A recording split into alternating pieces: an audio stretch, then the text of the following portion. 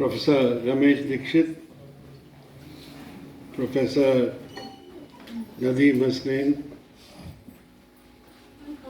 विशिष्ट अतिथिगण और साथियों,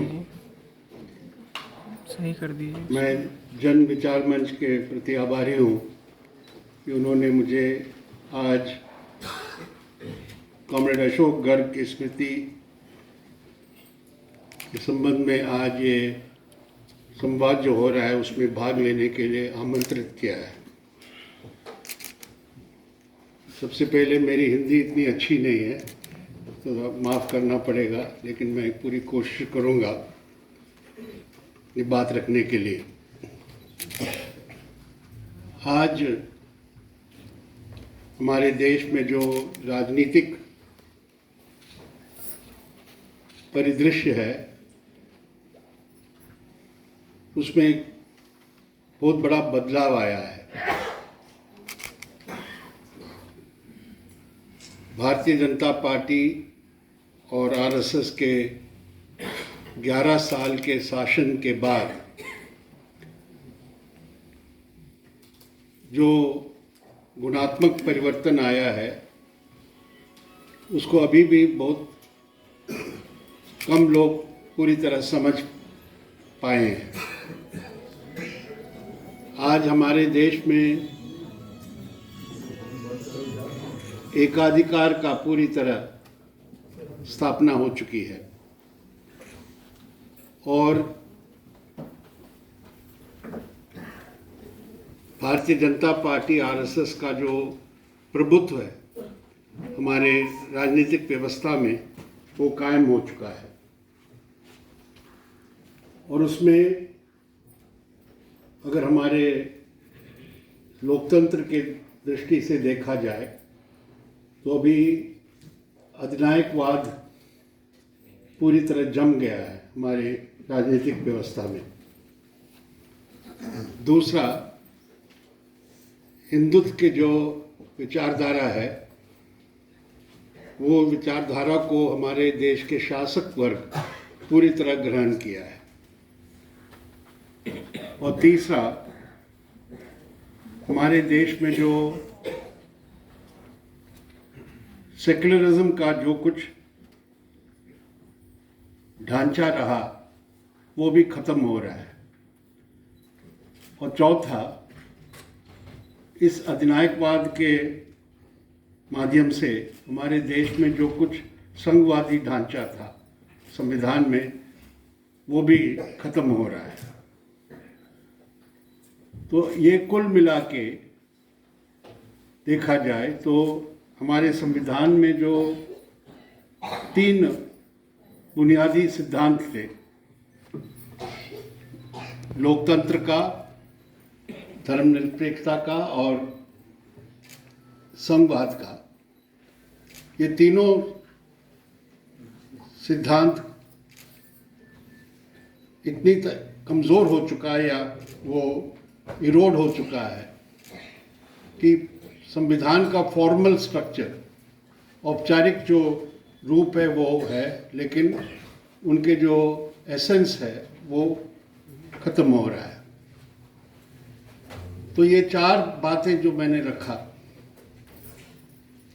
ये 11 साल के दौरान किस तरह ये अनफोल्ड हो चुका है ये समझना जरूरी है। अधिनायकवाद का जो अभी हमारे देश में रूप है उसमें सबसे महत्वपूर्ण बात यह है कि हमारे देश के जो कुछ संविधान के तहत संस्थाएं हैं वो संस्थाओं पर आरएसएस और भाजपा का कब्जा हो चुका है, इंस्टीट्यूशनल कैप्चर हो चुका है। और वो हमारे देश के जुडिशरी, ब्यूरोक्रेसी और दूसरे जो एजुकेशनल और कल्चरल, शिक्षण और सांस्कृतिक संस्थाएं, उस सब पर उनका कब्जा हो चुका है। और अभी आखिरी स्टेज में हमारे देश में जो चुनाव आयोग है जिसका भी एक संवैधानिक स्टेटस है, कॉन्स्टिट्यूशनल स्टेटस है, उस इलेक्शन कमीशन में भी जो अभी बदलाव आया है वो आप भी देख रहे हैं। इसका मतलब हमारे देश में जो संसदीय जनवादी प्रणाली है उसके जो इंटीग्रिटी है, चलाने के लिए जो बॉडी है, वो चुनाव आयोग में भी अभी ऐसे अधिकारी बैठे हैं जो पूरी तरह एग्जीक्यूटिव सरकार के दिशा निर्देश पर अभी चल रहे हैं। तो ये जो कॉन्स्टिट्यूशन में, जो संविधान में जो चेक्स और बैलेंसेस है, जुडिशरी, एग्जीक्यूटिव और लेजिस्लेचर के बीच में, वो चेक्स और बैलेंसेस भी खत्म हो रहा है। मैं इस पे और बाद में आऊँगा, लेकिन पार्लियामेंट का जो हाल है अभी, कि हर साल हम देख रहे हैं कि जो सेशंस होते हैं, डेली सिटिंग का जो सेशंस है वो कम होते जा रहा है, और जो भी विधेयक पास किया जाता है, वहाँ बिल्स पास किए जाते हैं, उसका कोई प्रॉपर स्क्रूटनी नहीं होता है। बहुत से ऐसे महत्वपूर्ण ऐसे लेजिस्लेशंस पार्लियामेंट में पारित किया गया है जिसका जो पार्लियामेंट्री प्रोसेस है, पार्लियामेंट्री कमिटीज़ की जो स्क्रूटनी होनी चाहिए वो नहीं होता है। और दूसरी ओर पार्लियामेंट को बाईपास करके बहुत से ऐसे फैसले होते हैं जो एग्जीक्यूटिव का अधिकार नहीं है, तो पार्लियामेंट का ही महत्व धीरे धीरे कम होते जा रहा है। इसके साथ साथ हमारे दूसरा जो पहलू है जो समझना बहुत ज़रूरी है, वो है कि हिंदुत्व का जो विचारधारा है उसको हमारे सरकारी क्षेत्र में और समाज के स्तर पर हर पहलू में उसका घुसपैठ हुआ है। और अभी जो राज्यों में जो राज्यों के सब्जेक्ट है, जैसे शिक्षा है, स्कूल की शिक्षा है, वो तो स्टेट सब्जेक्ट भी है, लेकिन जिस तरह केंद्रीकरण हुआ है, एक तरफ अधिनायकवाद है, अधिनायकवाद का मतलब है अति केंद्रीकरण, कि अभी ज़्यादा से ज़्यादा शिक्षा में और दूसरे जो स्टेट सब्जेक्ट्स हैं उस सब में केंद्र की ओर से हस्तक्षेप हो रहा है, और डायरेक्ट इंटरवेंशन से हायर एजुकेशन में, उच्च शिक्षा में भी हिंदुत्व के जो मूल्य है उसको घुसपैठ करने के लिए अभी प्रक्रिया चल रहा है। इसके लिए एक उदाहरण मैं देना चाहता हूँ कि हमारे देश में राज्य स्तर पर जो विश्वविद्यालय है, यूनिवर्सिटीज़ है, वो यूनिवर्सिटीज़ स्टेट रन यूनिवर्सिटीज़ है, राज्य सरकार के तहत है, और बहुत से राज्यों में वहाँ के विधानसभा में इन विश्वविद्यालयों को चलाने के लिए कानून पास किए हैं। लेकिन आज यूजीसी के माध्यम से और गवर्नर जो है, राज्यपाल के हस्तक्षेप से वाइस चांसलर कौन होगा यूनिवर्सिटीज़ में, ये अपॉइंटमेंट में अभी केंद्र स्तर से हस्तक्षेप होके गवर्नर के माध्यम से अपॉइंटमेंट हो रहा है। केरल में वहाँ जितने भी स्टेट यूनिवर्सिटीज़ है अभी, उसमें वाइस चांसलर के अपॉइंटमेंट जो वहाँ के कानून के मुताबिक, यूनिवर्सिटीज़ के जो कानून पास किया गया है असेंबली में, उसके मुताबिक नहीं हो रहा है। चांसलर, क्योंकि वहाँ राज्यपाल है, गवर्नर है, उनके माध्यम से वहाँ वाइस चांसलर के अपॉइंटमेंट के लिए कोशिश की जा रही। अभी ही एक यूनिवर्सिटी में वहाँ गवर्नर ने स्टेट के, राज्य सरकार के नुमाइंदे जो सिलेक्शन कमेटी में होना चाहिए कानून के मुताबिक, वो न रह के उसको बाईपास करके कमेटी बना के वहाँ वाइस चांसलर का अपॉइंटमेंट के लिए तय किया गया है, और उसके लिए हाई कोर्ट में जाना पड़ा है इसके राज्य सरकार को, और उस पर अभी स्टे लगाया गया है। तो ये रोज़ अभी कानूनी लड़ाई हो रहा है तमिलनाडु में, केरल में, पश्चिम बंगाल में, जो जहाँ गैर भाजपा सरकारें हैं वहाँ यूनिवर्सिटीज़ के वाइस चांसलर कौन होंगे वहाँ गवर्नर तय करते हैं, not the elected state government and as per the law pass by the state legislature. तो ये जो हिंदुत्व के जो आइडियोलॉजी, ऑफिशियल आइडियोलॉजी बन रहा है, और इसलिए बन रहा है क्योंकि हमारे देश में जो शासक वर्ग है, और हम शासक वर्ग के का मतलब है कि जो हमारे देश के सत्ता के पीछे जो वर्ग है, जो रूलिंग क्लास है, हमारे देश के बड़े इजारेदार, पूंजी, बड़े भूस्वामी, जमींदार वगैरह, ये रूलिंग क्लासेस ने अभी बड़े पैमाने पर हिंदुत्व के विचारधारा को अपनाया है, और वही से ये ज़मीन तैयार हुआ है कि हमारे देश में एक हिंदुत्व और कॉरपोरेट का गठजोड़ बन चुका है।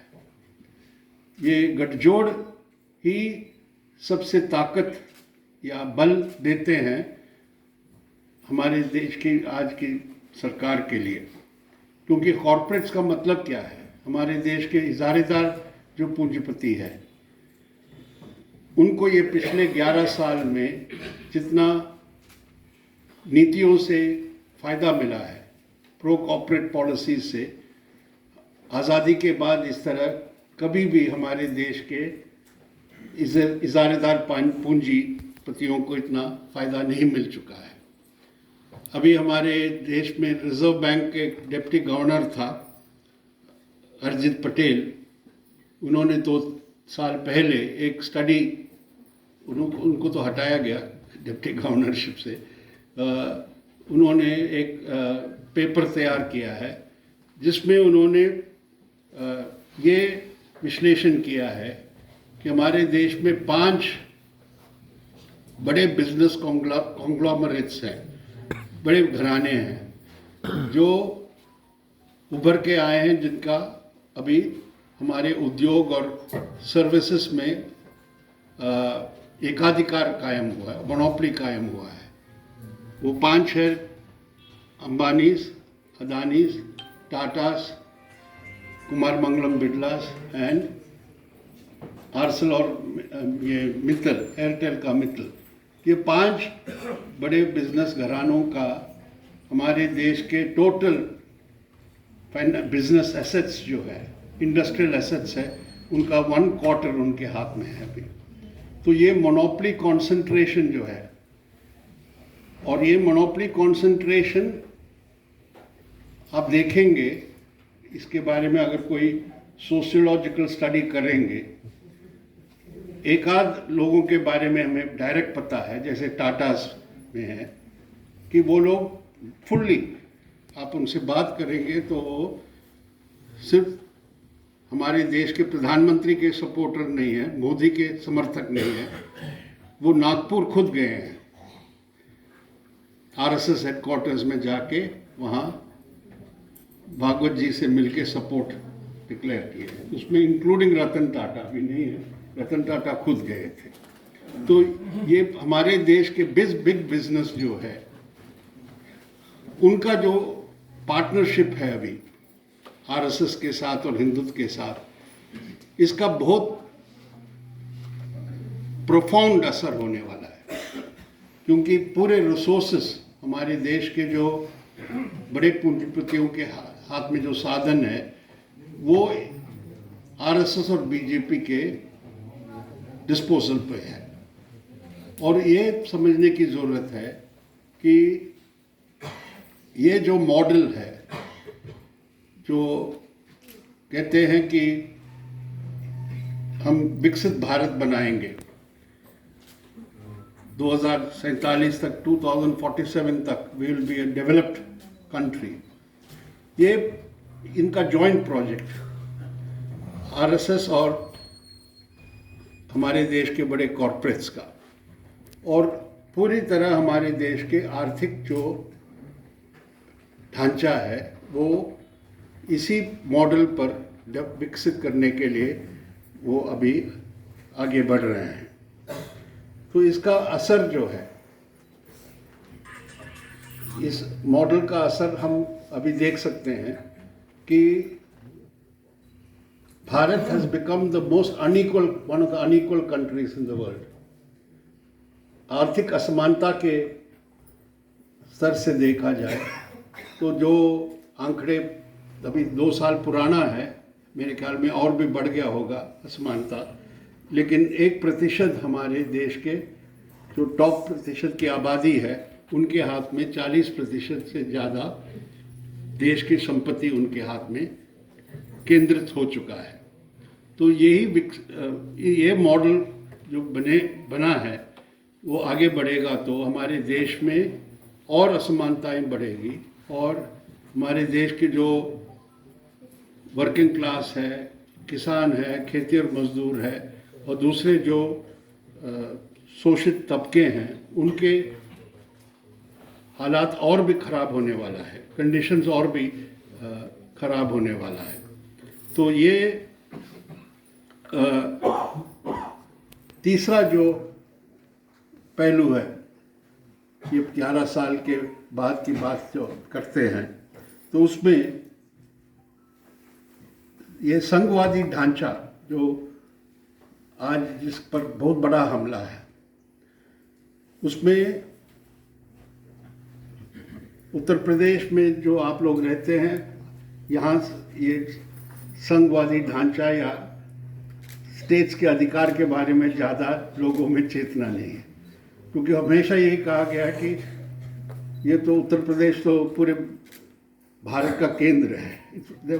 देसी भारत और यूपी में कोई ये नहीं है, लेकिन बाकी जगहों में, चाहे वो पंजाब हो, बंगाल हो, महाराष्ट्र हो, या दक्षिण भारत के राज्य हो, या उत्तरी पूर्वी इलाके के राज्य हो, उनकी जो अपनी पहचान है, भाषा के है, संस्कृति के है, और जो स्टेट्स के रीऑर्गेनाइजेशन, पुनर्संगठन के लिए आंदोलन चला आज़ादी के बाद, कि अब हम अपने भाषा और जातीयता के लोगों के साथ हमारा एक अलग प्रांत होना चाहिए, राज्य होना चाहिए, उसके आधारित एक उसमें सरकार और प्रशासन और ढांचा होना चाहिए। ये हमारे देश के जनतांत्रिकरण, democratization of the state structure का एक बहुत अहम हिस्सा था या दौर था। तो वहाँ सब जो है, अभी क्या हो रहा है, ये अति केंद्रता का जो ड्राइव है, अखंड भारत का जो आरएसएस का कॉन्सेप्ट है, जिसमें ये सब अलग अलग राज्यों की जो पहचान है उसको ख़त्म करना चाहिए। और आरएसएस पहले भी लिखा था, एक उनका एक विचारक का किताब हम पढ़ रहे थे अभी, उन्होंने कहा कि हमारे देश में 70 राज्य होना चाहिए, 70 स्टेट्स, सिर्फ एडमिनिस्ट्रेटिव बेसिस पर, कोई भाषा या दूसरे पहचान के आधार पर नहीं होना चाहिए। और उसका मतलब 70 राज्य होगा तो ये राज्य बहुत कमज़ोर होंगे, they won't have the resources और द आइडेंटिटी, तो पूरी तरह केंद्र स्तर पर ही यूनिटरी स्टेट होना चाहिए, फेडरल स्टेट नहीं होना चाहिए। तो उसका जो अभी हमला है, ये फेडरलिज्म पर ही हमला नहीं है, लोकतंत्र पर भी हमला है, क्योंकि अभी एक राज्य में वहाँ की जनता चुनाव में किसी पार्टी को विधानसभा में बहुमत दे के चुनती है और वो सरकार बनाती है, वो पार्टी, वो सरकार को चलने नहीं दे रहे हैं आजकल। उनके लिए जो साधन केंद्र से मिलना चाहिए, रिसोर्सेस, वो नहीं दे पा रहे हैं। किसी न किसी बहाने से उस पर रोक लगाएंगे। जब तक आप हमारे हिदायत नहीं मानेंगे, डायरेक्शन नहीं मानेंगे, आप अपनी पॉलिसी पर चलेंगे तो आपको फंड नहीं मिलेगा। जो फंड कॉन्स्टिट्यूशनली जो शेयर है स्टेट्स का, उस शेयर से न दे के उसको विथहोल्ड करेंगे। लेकिन जहाँ भाजपा शासित राज्य है, प्रदेश है, उनको तो देंगे, उससे ज़्यादा भी देंगे। जैसे अभी आंध्र प्रदेश में तेलुगु देशम की सरकार है, और बिहार में जब इस चुनाव के पहले भी नीतीश कुमार की सरकार थी, कि दोनों उनके साथ गठबंधन में है, तो उन राज्यों को जितना भी फंड ज़रूरत है उससे भी ज़्यादा भी दे रहे थे। तो अभी ये सिचुएशन आ गया है कि जैसे मैंने शिक्षा की बात कहा कि एक NEP में, नेशनल एजुकेशन पॉलिसी में, अलग अलग उन्होंने योजना बनाए हैं। PM उषा उच्च शिक्षा के लिए, PM श्री स्कूल शिक्षा के लिए। और उसमें अगर आपके राज्य सरकार कहती है कि हमें ये स्कीम की ज़रूरत नहीं है, केरल में स्कूल शिक्षा काफ़ी एडवांस्ड है, तो ये स्कीम हम नहीं चाहते हैं क्योंकि उससे कोई हमें फ़ायदा नहीं है। तो वो कह रहे हैं कि आपको एक्सेप्ट करना पड़ेगा, क्योंकि उसका मतलब क्या है कि आप 100 स्कूल चुनेंगे, PM श्री बना के, प्रधानमंत्री मोदी का फोटो लगेगा गेट पर, PM श्री स्कूल डिक्लेयर होगा वगैरह। केंद्रीकरण हो रहा है पूरी तरह। कौन सा स्कूल चुना जाएगा उसमें भी केंद्र का से होगा उसमें। तो हमने कहा कि हमें नहीं चाहिए। 2022 में ये स्कीम लागू हुआ था, तो उन्होंने क्या किया, ये इस पर अग्रीमेंट नहीं करोगे, MOU नहीं करेंगे, तो बाकी जितने भी समग्र शिक्षा में स्कीम और फंड है उसको रोक दिया। तो उसका जरूर असर पड़ा है केरल के शिक्षा क्षेत्र में, क्योंकि 1100 करोड़ का फंड दूसरे स्कीम में जो मिलना चाहिए उस पर रोक लगाया गया है। तो ये हर क्षेत्र में है। मकान बनाने के लिए, हाउसिंग, जो गरीब के लिए मकान बनाने के लिए एक स्कीम बनाया गया है, लाइफ मिशन, उसमें सिर्फ 10% केंद्र सरकार फंड देती है, 90% है राज्य सरकार का। लेकिन उनका कहना है ब्रांडिंग करना पड़ेगा। ये प्रधानमंत्री का जो है आवास योजना, उनका फोटो लगेगा घरों पर। तो हमने कहा ये हमारे जनता है वहाँ, जिनको ये मकान दिया जा रहा है, इनके डिग्निटी के विरुद्ध है कि उनको ये कोई देन दे रहा है। हमने कहा इनका अधिकार है हाउसिंग, और हम 90% फंड दे रहे हैं, लेकिन प्रधानमंत्री का फोटो लगा के वहाँ एक फ्रंट में घर में ब्रांडिंग करना पड़ेगा, तभी 10% वो फंड मिलेगा। हमने कहा हमें ज़रूरत नहीं है 10%, हम मैनेज कर लेंगे। लेकिन हर चीज़ में ये नहीं हो सकता है, क्योंकि बहुत से ऐसे योजनाएं हैं, सेंट्रली स्पॉन्सर्ड स्कीम, धीरे धीरे केंद्र ये सब फंड्स अपने हाथ में लेके वो योजना और स्कीम्स बना रहे हैं। तो ये केंद्रीकरण, अति केंद्रीकरण से वो चाहते हैं कि पूरे देश में एक ही समान का,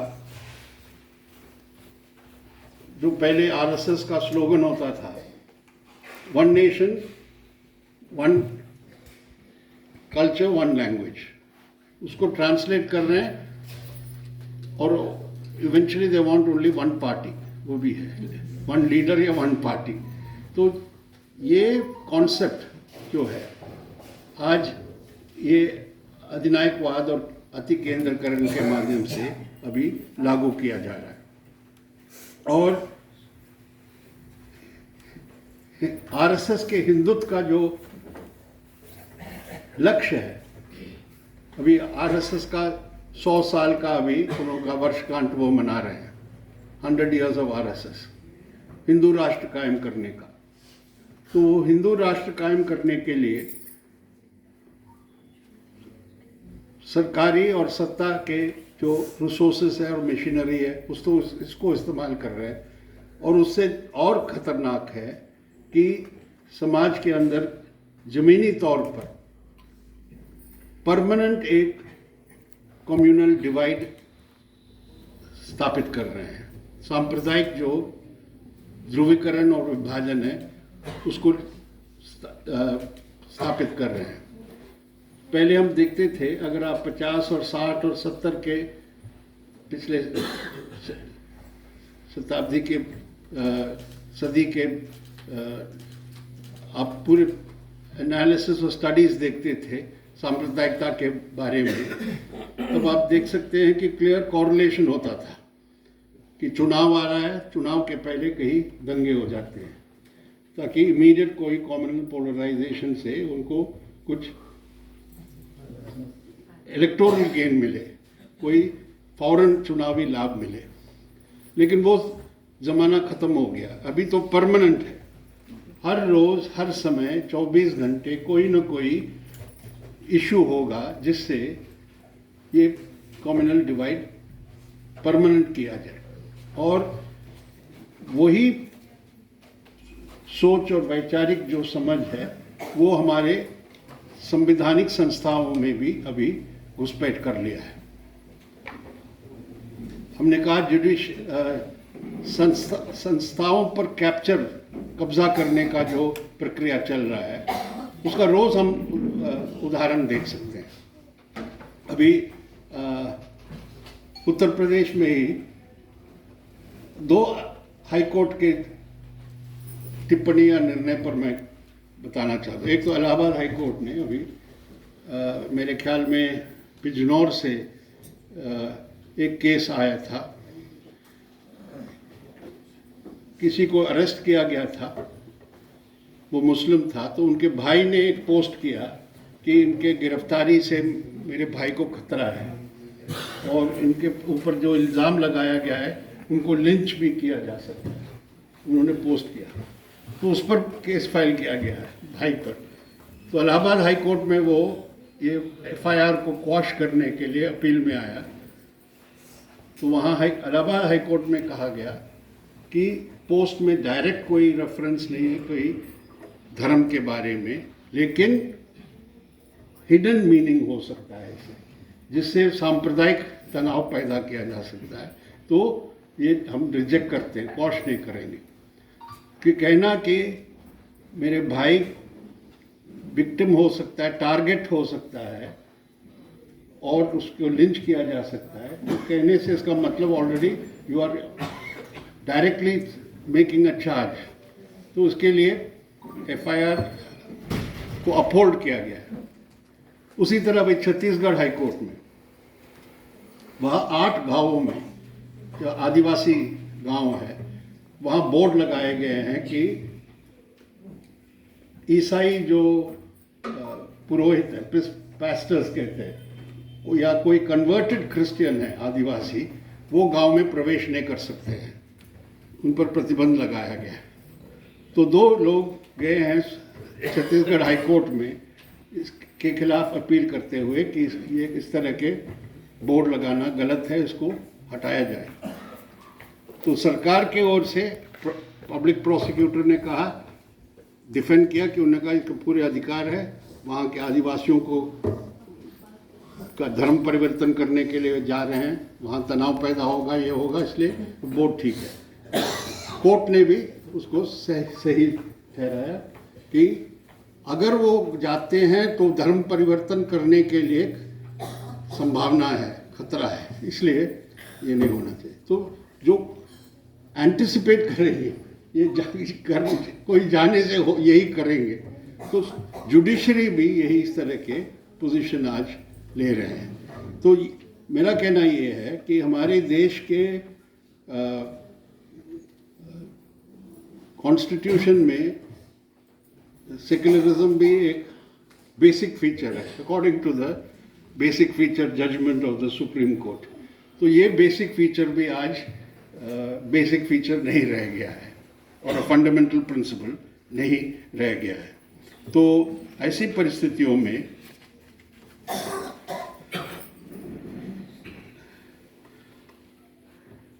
हमारे सामने जो चुनौती है उसको समझना बहुत ज़रूरी है, ठीक तरह समझना बहुत ज़रूरी है।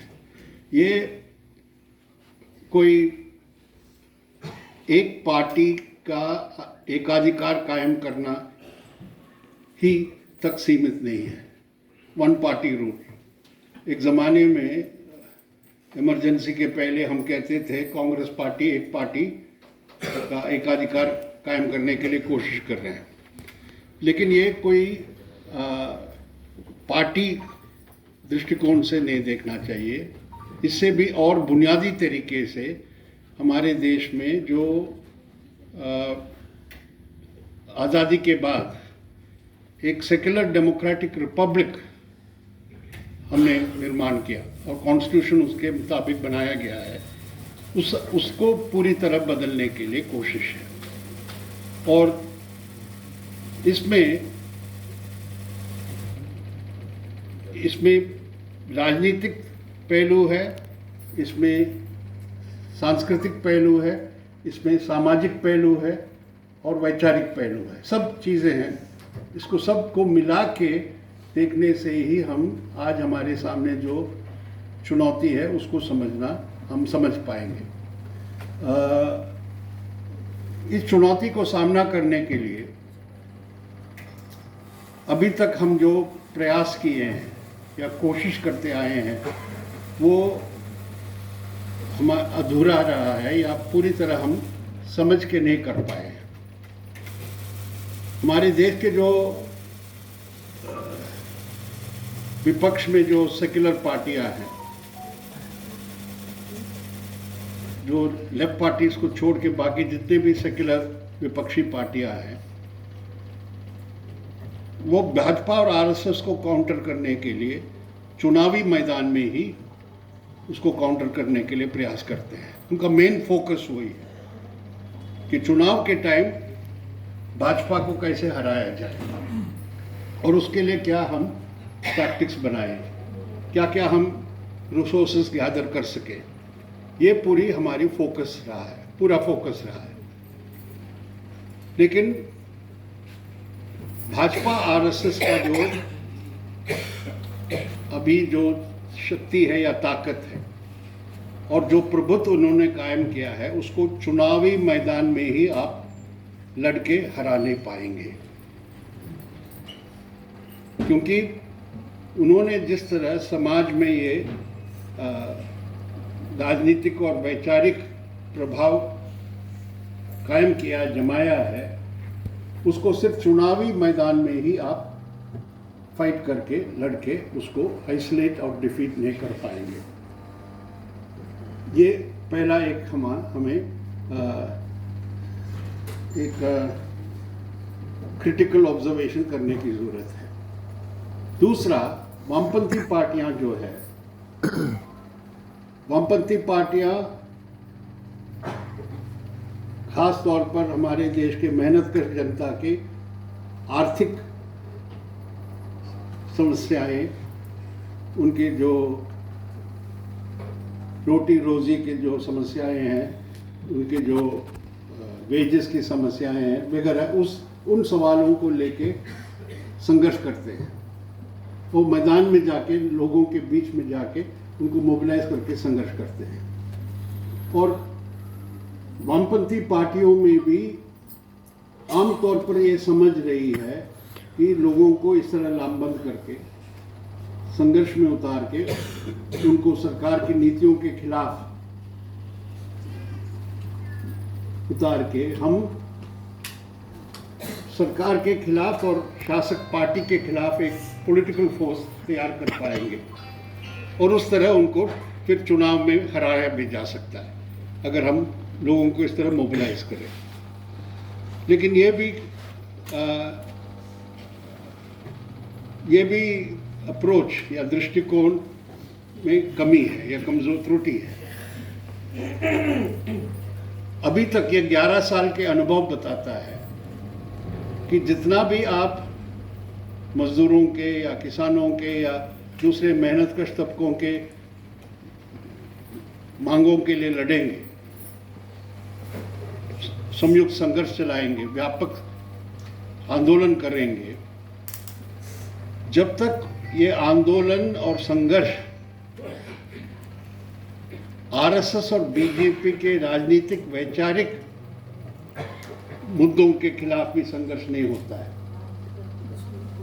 वो संघर्ष पूरी तरह फिर राजनीतिक रूप धारण नहीं करता इनके विरुद्ध में। एंटी बीजेपी, एंटी आरएसएस जो फोर्स तैयार होना है उस रूप से नहीं तैयार होता है। इसका मतलब यह है कि बहुत से जगहों में अभी हमारे जो सबसे शोषित तबके हैं, चाहे वो वर्किंग क्लास हो, चाहे वो किसान हो, खेती और मजदूर हो, चाहे वो दलित हो, आदिवासी हो, महिला हो, इन सब में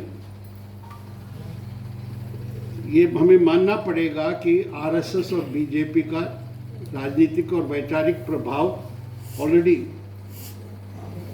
पहुंच चुका है।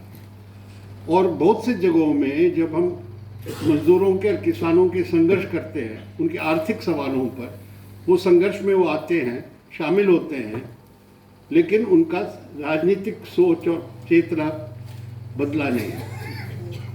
और वोट में हम देखते हैं वो भारतीय जनता पार्टी को जाके वोट भी देते हैं, क्योंकि हमारी ये फेलियर रहा है कि हम ये दोनों संघर्षों को कंबाइन नहीं किया है, उनको साथ साथ जोड़ के नहीं चलाया है।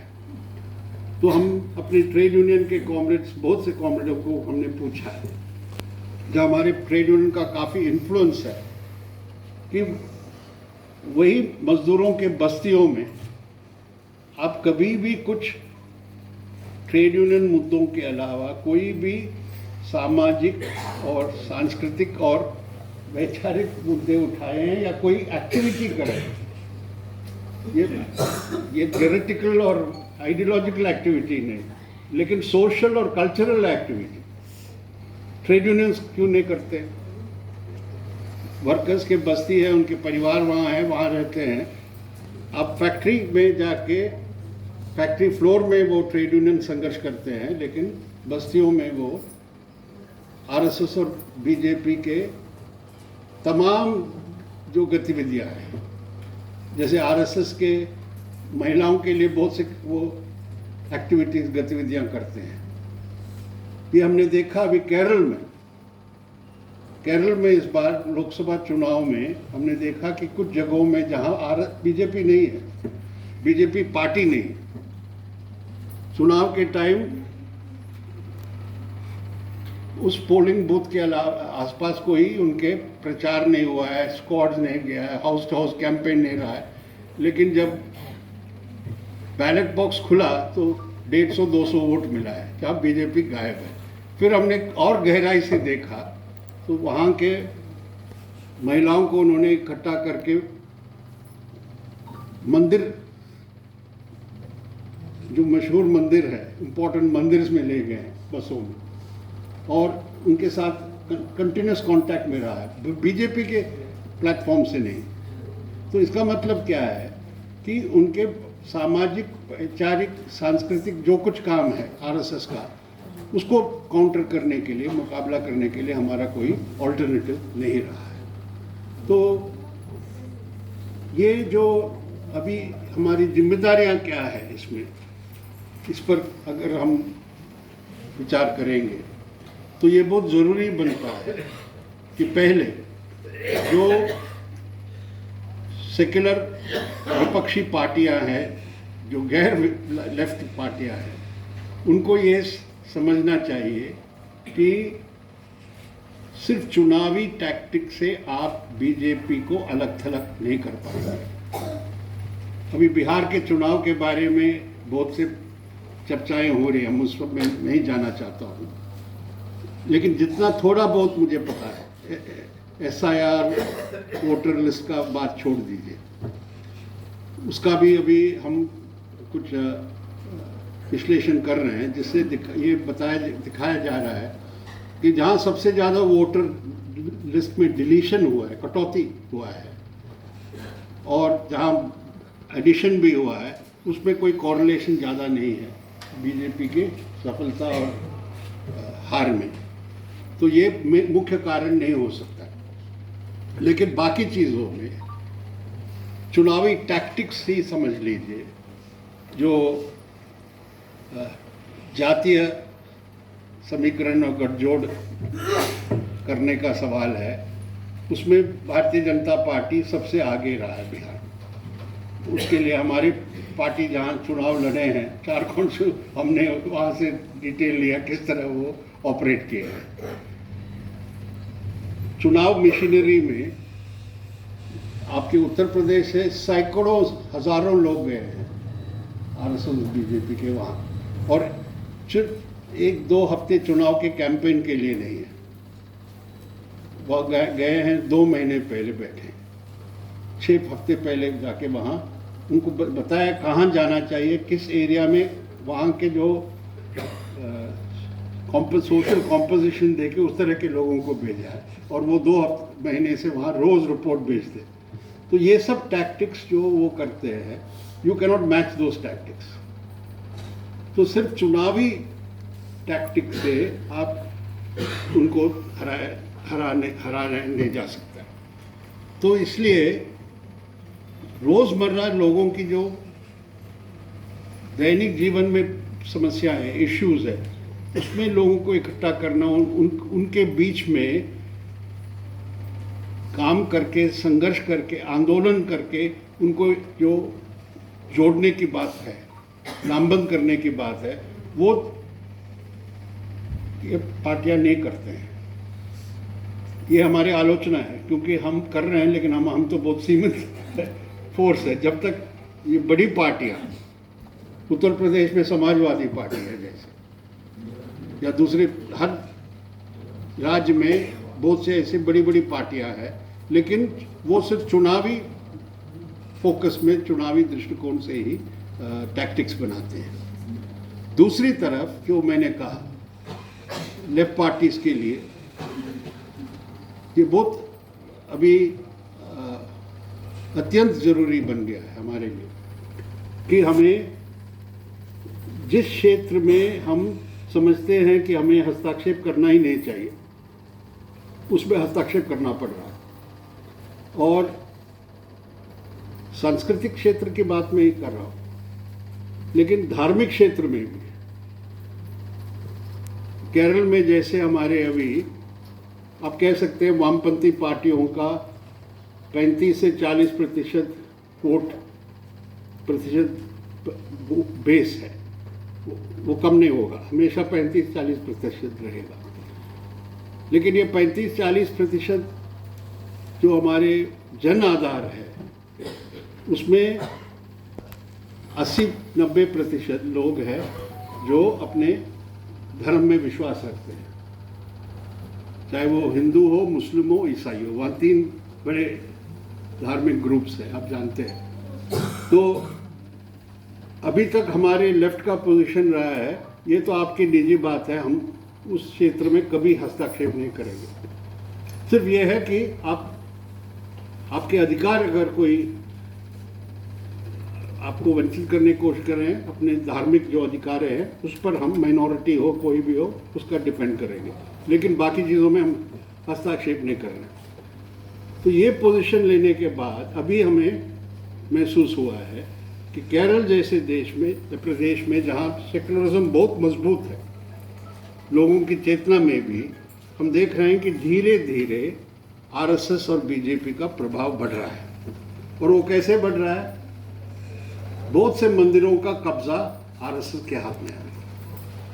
वहाँ सब मंदिरों में मैनेजिंग कमेटी होता है, तो क्योंकि हम तो वहाँ जाते ही नहीं, हम अपने कार्यकर्ता, हमारे पार्टी मेंबर सबको कहते हैं इसमें दखल मत दो, तो मैदान हमने छोड़ दिया। सब जगह आरएसएस अभी मंदिरों को कब्जा करके, वहाँ के तमाम, वो सिर्फ मंदिर का ही गतिविधियाँ नहीं है, हर मंदिर के साथ कुछ त्यौहार होता है, फेस्टिवल होता है, वो फेस्टिवल्स वगैरह सब आरएसएस मैनेज कर रहे हैं। तो 4 साल पहले 5 साल पहले हमें ये पता लगा और अभी धीरे धीरे हमने कहा है कि हमें इन कमिटियों में सेक्युलर माइंडेड लोगों को भेजना है। इसका मतलब क्या है कि वो नॉन रिलीजियस नहीं, वो रिलीजियस है, आस्था रखने वाले हैं, लेकिन सेक्युलर है। ऐसे लोगों को अभी हम हर मंदिर के कमेटी में अभी इस पर कंटेस्ट हुआ है, RSS versus left. Why should we leave it to them? और उसका मतलब है कि वहाँ का सोशल लाइफ पे वो इन्फ्लुएंस करते हैं मंदिर के कंट्रोल के कारण। तो ये अभी बहुत से अभी आलोचना हुई कि हमारी सरकार, वामपंथी सरकार, सीपीएम लेड गवर्नमेंट, अभी सबरीमला सबसे बड़ा मंदिर है वहाँ। अभी लाखों लोग, अभी वहाँ बहुत प्रॉब्लम हो गया, अभी लाखों लोग पहुँच रहे हैं, अभी वो सीज़न शुरू हुआ है। तो सबरीमला का विरासत क्या है, हेरिटेज क्या है, इतिहास क्या है, इस पर हमने एक अंतर्राष्ट्रीय सम्मेलन किया अभी, जिसमें 40,000 लोग भाग लिए। तो ये कहा कि कम्युनिस्ट क्या कर रहे हैं अभी धर्म के साथ। हमने क्या किया सम्मेलन में? हमने कहा सबरीमला मंदिर का एक परंपरा है, वहाँ कोई भी जा सकते हैं, सिर्फ वो व्रत वगैरह पालन करना है। मुस्लिम भी जा सकते हैं, ईसाई भी जा सकते हैं, सिर्फ हिंदू नहीं। सिर्फ उनको वो सब व्रत पालन करना पड़ेगा, वो काले कपड़े पहनना पड़ेगा वगैरह, लेकिन कोई भेदभाव नहीं है उस मंदिर में। दूसरा क्या है, मंदिर जंगल के पहाड़ के ऊपर है, उसके चढ़ने के साथ साथ एक मस्जिद है वहाँ, और वो मस्जिद उस क्या नाम है उसका, मुझे अभी बार बार नाम में नहीं आ रहा है। वो सबरीमला के भगवान का असिस्टेंट होता था पहले, अकॉर्डिंग टू लेजेंड। तो पहले मस्जिद में जाके फिर मंदिर पर चढ़ते हैं। तो हमने कहा ये हम परंपरा को डिफेंड करने के लिए हम सम्मेलन अंतर्राष्ट्रीय कर रहे हैं। तो सेक्युलरिज्म के लिए हमें ये सब धार्मिक मामलों में हस्तक्षेप करना पड़ रहा है, ताकि हमारे देश के जो कॉम्पोजिट ट्रेडिशन है, सेक्युलर ट्रेडिशन है, उसको हम सुरक्षित रखें। तो मेरा कहना ये है कि आने वाले दिनों में हमें ये जो हिंदुत्व कॉरपोरेट गठजोड़ का जो आज शासन है, तो एक तरफ पूरी तरह हमारे देश के बड़े पूंजीपतियों के लिए आर्थिक नीतियां बना रहे हैं, जिस तेज़ी से ये नीतियां लागू हो रहा है,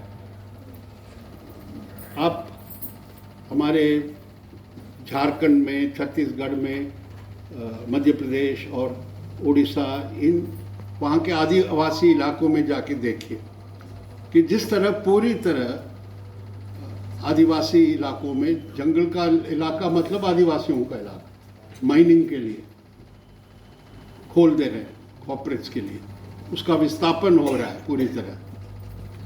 चाहे सिर्फ अंदानी नहीं, हर तरह के कॉर्पोरेट्स को अभी खुला छूट दिया गया है। एनवायरमेंटल क्लियरेंस की कोई ज़रूरत नहीं। सुप्रीम कोर्ट ने भी अभी एक बहुत बड़ा बुरा जजमेंट दे दिया कि पोस्ट प्रोजेक्ट शुरू करने के बाद क्लियरेंस दे सकते हो। क्लियरेंस मिलना चाहिए पहले एनवायरमेंटल, लेकिन अभी कहा कि पोस्ट प्रोजेक्ट किया जाता है। तो ये जो पूरी तरह अटैक हो रहा है लोगों के आजीविका पर वगैरह, तो ये इसके खिलाफ लड़ना है। तो एक तो ये नव उदारवादी नीतियां जो है, वो नीतियों के खिलाफ संघर्ष में ज़्यादा से ज़्यादा लोगों को और व्यापक तरीके से आंदोलन और संघर्षों में उतारना है। जिस तरह ये 3 कानून, कृषि कानून ले आए गए थे, उसके खिलाफ व्यापक आंदोलन हुआ, लगातार आंदोलन हुआ साल भर के लिए, जिससे उनको ये वापस लेना पड़ा। और अभी 4 श्रम कानून को नोटिफाई किया है परसों।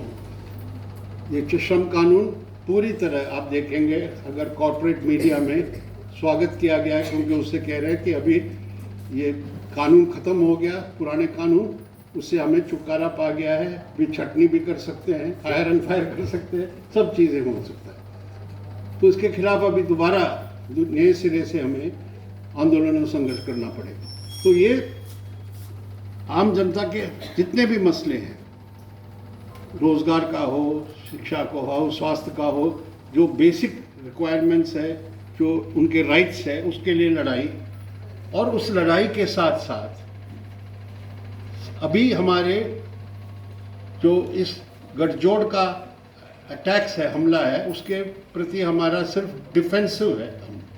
जब वो अटैक आता है तो हम रिएक्ट करते हैं, कैसे करना है, कैसे इसको रिस्पॉन्ड करना है, सिर्फ डिफेंसिव, रक्षात्मक है हमारा। लेकिन और एक वैकल्पिक रणनीति तैयार करके जो सब पहलुओं को कवर करते हैं, आर्थिक क्षेत्र का, आर्थिक नीतियों के खिलाफ, और वैचारिक स्तर पर, सांस्कृतिक स्तर पर, सामाजिक स्तर पर सब मुद्दे हैं, उसको उठा के हमें तमाम लेफ्ट डेमोक्रेटिक और सेकुलर फोर्सेस को इकट्ठा करके, लामबंद करके हमें ये आने वाले दिनों में संघर्ष और आंदोलन करना पड़ेगा। और वो आंदोलन और संघर्ष सिर्फ अखिल भारतीय पैमाने पर, जनरल लेवल पर नहीं होना चाहिए, वो संघर्ष हर स्तर पर होना चाहिए। और ज़मीनी स्तर पर हम अभी ये पोजीशन पर आ रहे हैं कि आरएसएस ने, अभी नहीं, काफ़ी लंबे समय से जगह जगह पर ऐतिहासिक और कल्चरल फिगर्स और आइकॉन्स को चुन के उनको अप्रोप्रिएट किया है, अपना बना दिया और उसको ट्विस्ट किया है कि ये फलाना राजा ने मुस्लिम इन्वेडर्स के खिलाफ लड़ा है। उस समय की लड़ाई प्योर फ्यूडल रूलर्स के बीच में था, लेकिन उसको ट्विस्ट देते हैं। उसी तरह अभी हमारे एक जगह, एक राज्य में हमने कहा है कि हर जिले में आप एक टीम बना के हर जिले में मेक अ कल्चरल मैपिंग कि यहाँ कौन थे, हमारे आज़ादी की लड़ाई में कौन फिगर्स थे। वहाँ लोग हर स्तर पर फिगर है, सिर्फ ऑल इंडिया के बड़े लीडर्स ने, उस डिस्ट्रिक्ट में कोई फ्रीडम फाइटर्स जो थे उनका एनिवर्सरीज, वर्षगांठ मनाने के लिए, एंटी इंपीरियलिज्म, और ये दिखाना कि ये लोग जो आरएसएस है वो कभी इस तरह के फ्रीडम स्ट्रगल में शामिल नहीं थे। एक तो इस तरह के स्वतंत्र सेनानी को आइडेंटिफाई करके उनके लिए आयोजन करना। दूसरा, कल्चरल जो सांस्कृतिक फिगर्स है, आइकॉन, बड़े लेखक हो या कलाकार हो, उनके जो आर्ट और कल्चरल एक्टिविटीज़ उसके संबंध में, तो इस तरह ताकि एक ऑल्टरनेटिव कल्चरल और सोशल एक्टिविटीज़ हम प्रोत्साहन करें, डेवलप करें डिस्ट्रिक्ट लेवल से शुरू करके। तो हर तरह के इस तरह के हमें प्रयास करने की ज़रूरत है। तो इसमें मैंने जब कहा डिफेंसिव नहीं होना चाहिए, अभी बहुत ये दुर्भाग्य की बात है कि बहुत से जगहों में हिंदुत्व के हमले के सामने हम रिट्रीट करते हैं या कोशिश करते हैं कि हम किसी तरह कॉम्प्रोमाइज़ करें, समझौता करके किसी तरह मैनेज करें। This will never help you to fight that. कोई भी टैक्टिकल कॉम्प्रोमाइज़ भी हमें हेल्प नहीं करेगा। तो उसके लिए हमारे पास एक ऐसे विकल्प की ज़रूरत है, और हमें वो विकल्प है, कॉन्फिडेंस होगा कि इस विकल्प को लेके हम उसको काउंटर कर सकते हैं। तो उसके लिए जो पहले पॉलिटिकल पार्टीज और पॉलिटिकल ऑर्गेनाइजेशंस, ट्रेड यूनियंस और जितने भी जनता के संगठन है, जन संगठन है, जनतांत्रिक संगठन, जनवादी संगठन है, इन सब को हमारे पॉलिटिकल प्रैक्टिस जो रहा है वो, it is, as somebody said, it was something relevant to the 20th century. But 21st century Bharat में our challenges are different. और ये मान के चलना पड़ेगा that our enemies have advanced. They have established strong positions and bases. वो समझ के हमें उसको कैसे काउंटर करें, इसके लिए हमें रणनीति तय करना पड़ेगा और ये काम हम सब पर है, सब तमाम लेफ्ट डेमोक्रेटिक और सेकुलर फोर्सेस पर। Thank you.